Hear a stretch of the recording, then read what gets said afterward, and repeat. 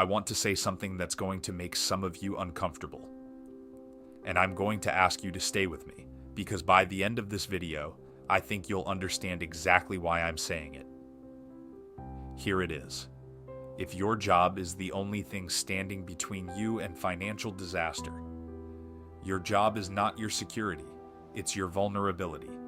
One restructuring, one layoff email, one health crisis that keeps you out for 3 months, one manager who decides they don't like you, and everything stops. I'm not telling you to quit your job. I'm not saying jobs are evil or that your employer doesn't care about you. What I am saying is this. Most people are unknowingly building their entire financial life on a foundation with one single critical flaw. And today I'm going to show you exactly what that flaw is, what it's been costing you, and what the people who never have to worry about money do instead. Let me show you the mathematical problem with a salary. When you trade time for money, which is exactly what a salary is, you inherit an invisible ceiling. There are only 24 hours in a day. If you earn $30 an hour and work 40 hours a week, your income is mathematically capped unless you do one of 3 things. Work more hours, which has hard physical limits, get a raise, which is entirely controlled by someone else, or get a second job, which costs you the thing salary already takes most of, your time. Meanwhile, your expenses have no ceiling. Rent goes up, inflation rises, healthcare costs climb. Your cost of living expands in every direction, but your earning capacity stays locked inside a box. Here's the number that makes this real. The Bureau of Labor Statistics reports average wage growth at roughly 4.1% per year over the last decade. U.S. inflation averaged 3.7% per year over the same period. That means your real raise, after inflation eats its share, has been about 0.4% per year. You are running on a financial treadmill, moving hard, going almost nowhere. Now, I want to be precise here, because this video isn't about hating your employer. It's about understanding a structural risk that most people never think about until it's already too late.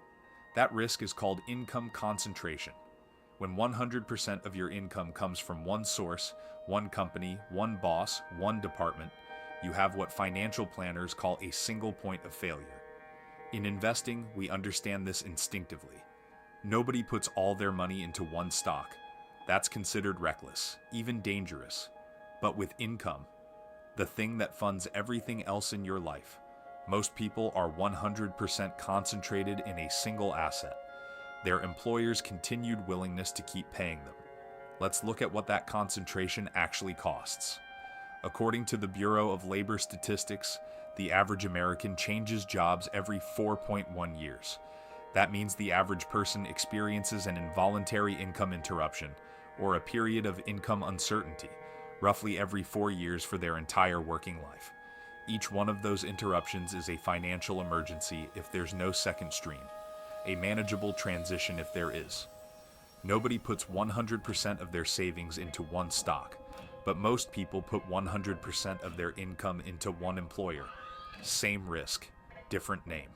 So what do the people who never have to worry about money do differently? The IRS's Statistics of Income Division has been tracking this for decades. Their data is consistent across every study. The average millionaire in the United States has 7 streams of income. 7. Now, that sounds overwhelming. So let me break down what those 7 streams actually are for a typical high net worth household. Stream what it looks like in practice. Stream 1, earned income. Yes, most still work or run a business, but it's rarely the only source. Stream 2, dividend income. Stocks or ETFs that pay quarterly dividends. Passive, automatic. Stream 3, capital gains. Appreciation on investments over time. Stream 4, rental income. Real estate or digital rentals like licensing, royalties. Stream 5, business income. A side business, freelance service, or productized skill. Stream 6, interest income. High yield savings, bonds, treasury bills. Stream 7, royalty or digital income. Course sales, content, affiliate, licensing.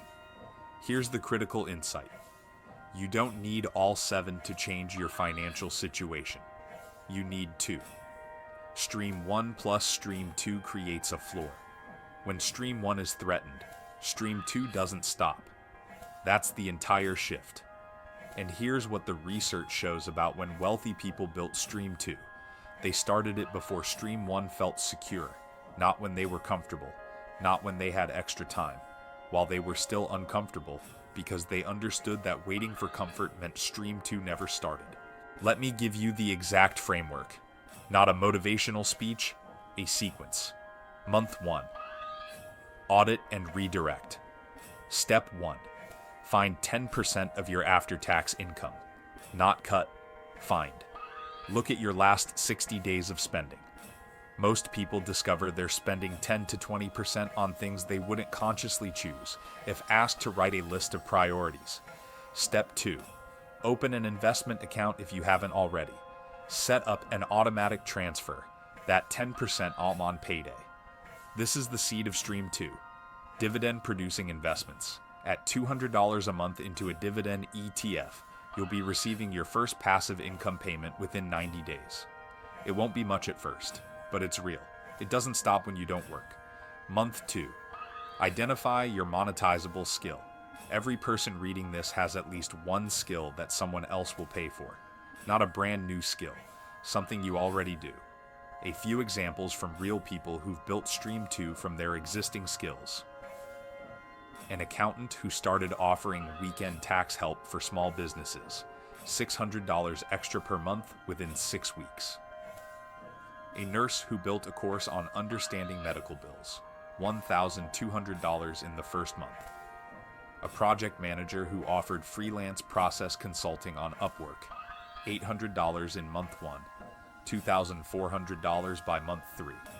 None of them invented a new skill. They packaged one they already had. Month 3, systematize and stack. Turn your one freelance client into a simple, repeatable offer. Open a separate bank account for this income, not because the tax office requires it, but because seeing it in its own account makes it real. Reinvest a portion of it back into the skill, a better tool, a course, a small ad budget. By month 3, you won't be wealthy, but you will have 2 income streams, and the psychological shift that comes with not being entirely dependent on one employer is difficult to put a number on.